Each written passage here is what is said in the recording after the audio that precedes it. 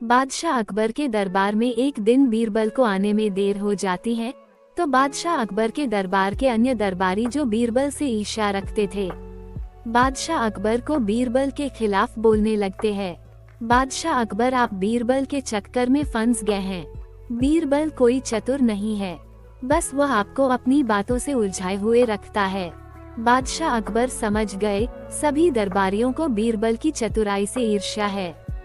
बादशाह अकबर सभी दरबारियों की बातें सुनकर बोले, मैं सभी दरबारियों को एक मौका देता हूँ।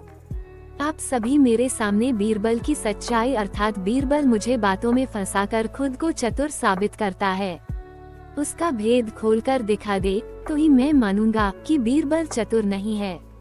सभी दरबारियों ने कहा, जहां पनाह, आप निश्चित रहे, हम सब संभाल लेंगे। बादशाह अकबर मुस्कुराते हुए बोले, मेरे पास तुम्हारे लिए एक असाधारण सवाल है। जो इस सवाल का जवाब देगा वह दरबारी चतुर होगा। बादशाह अकबर का सवाल अक्सर पहेलियों से भरा हुआ होता है, जिसे सिर्फ बीरबल ही समझ सकते थे। इसी दौरान बादशाह अकबर के दरबार में अब बीरबल भी आ जाता है।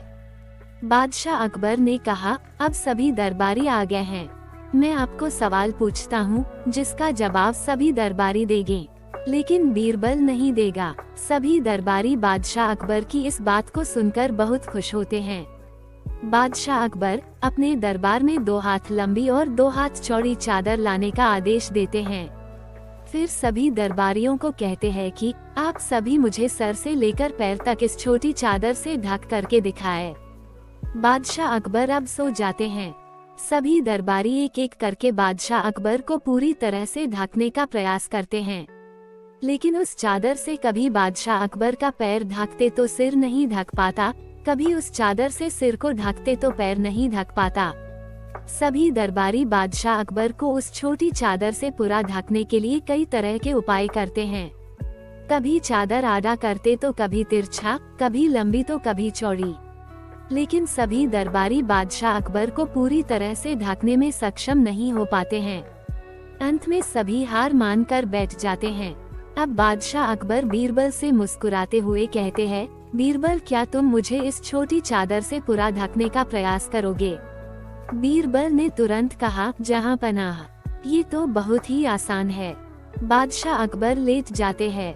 बीरबल बादशाह अकबर को अपने पैरों को मोड़ने के लिए कहता है। बादशाह अकबर जैसे ही अपने पैर मोड़ते हैं, बीरबल उस छोटी चादर से बादशाह अकबर को पूरी तरह से ढक देता है।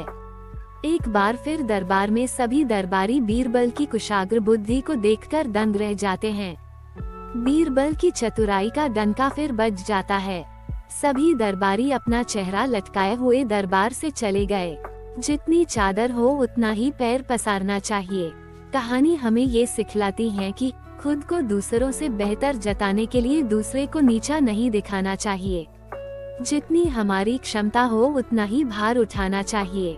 क्षमता से अधिक भार हमारे लिए नुकसानदेह साबित हो सकता है।